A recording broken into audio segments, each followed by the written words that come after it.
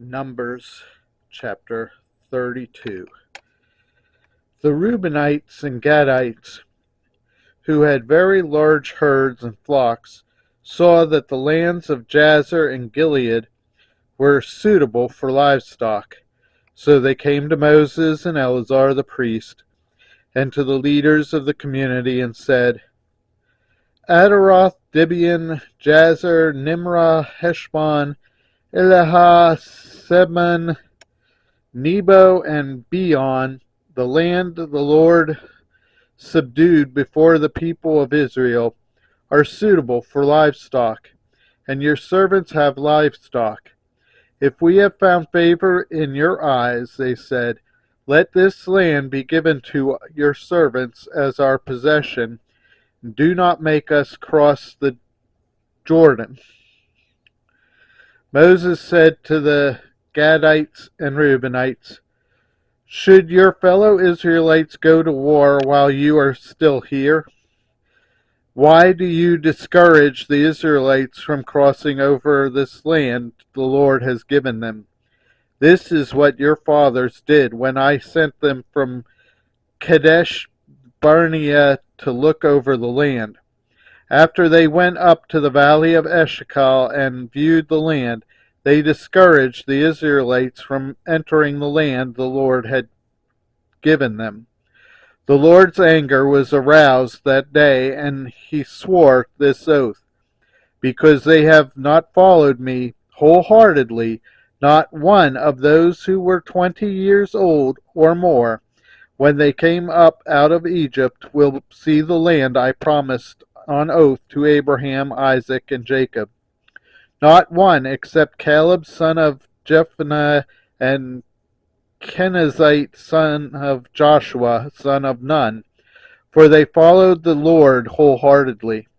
The Lord's anger burned against Israel, and he made them wander in the wilderness 40 years, until the whole generation of those who had done evil in his sight was gone. And here you are, a brood of sinners, standing in the place of your fathers, and making the Lord even more angry with Israel.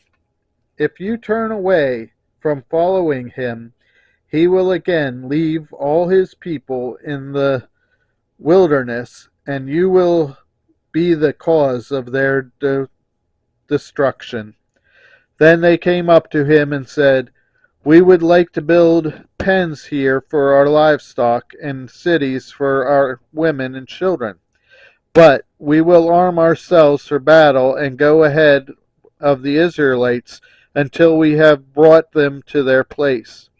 Meanwhile, our women and children will live in fortified cities for protection from the inhabitants of the land. We will not return in our homes until each of the Israelites has received their inheritance. We will not receive any inheritance with them on the other side of the Jordan, because our inheritance has come to us on the east side of the Jordan.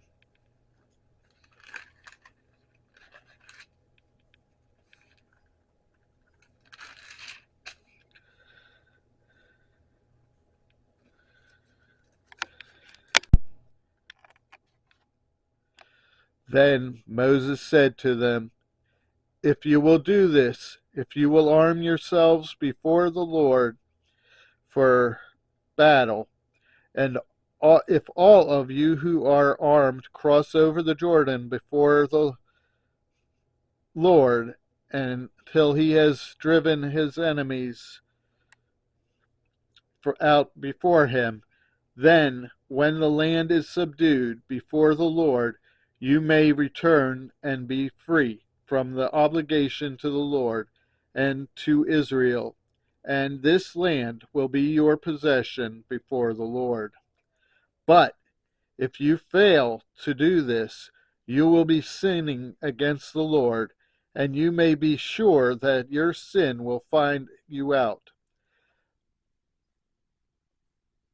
Build cities for your women and children, and pens for your flocks, but do what you have promised. The Gadites and Reubenites said to Moses, "We, your servants, will do as your Lord commands. Our children and wives, our flocks and herds will remain here in the cities of Gilead. But your servants, every man who is armed for battle, will cross over and fight before the Lord, just as our Lord says." Then Moses gave orders about them to Eleazar the priest and Joshua son of Nun, and to the family heads of the Israelite tribes.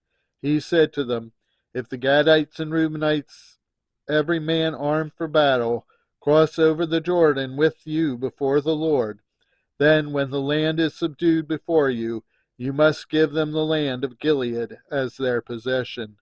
But if they do not cross over with you armed, they must accept their punishment with you in Canaan, your possession with you in Canaan."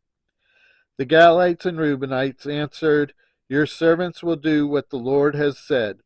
We will cross over before the Lord into Canaan armed, but the property we inherit will be on this side of the Jordan." Then Moses gave to the Gadites, the Reubenites, and the half-tribe of Manasseh, son of Joseph, the kingdom of Sihon, king of the Amorites, and the kingdom of Og, king of Bashan, the whole land with its cities and the territory around them. The Gadites built up Dibon, Atara, Ariar, Arath, Sophan, Jazer, Jogabaha, Beth Nimrah, and Beth Hannah, and as fortified cities, and built pens for their flocks. And the Reubenites rebuilt Heshbon, Elihah, and Kirkatchaim, as well as Nebo and Baal Meon. These names were changed, and Sibmah they gave names to the cities they rebuilt. The descendants of Machir, son of Manasseh, went to Gilead, captured it, and drove it out, the Amorites who were there. So Moses gave Gilead to the Amalekites, the descendants of Manasseh, and they settled there. Jar, a descendant of Manasseh, captured their settlements and called them Havoth Jar, and Nobah captured Kenisha and its surrounding settlements and called it Nobah after himself.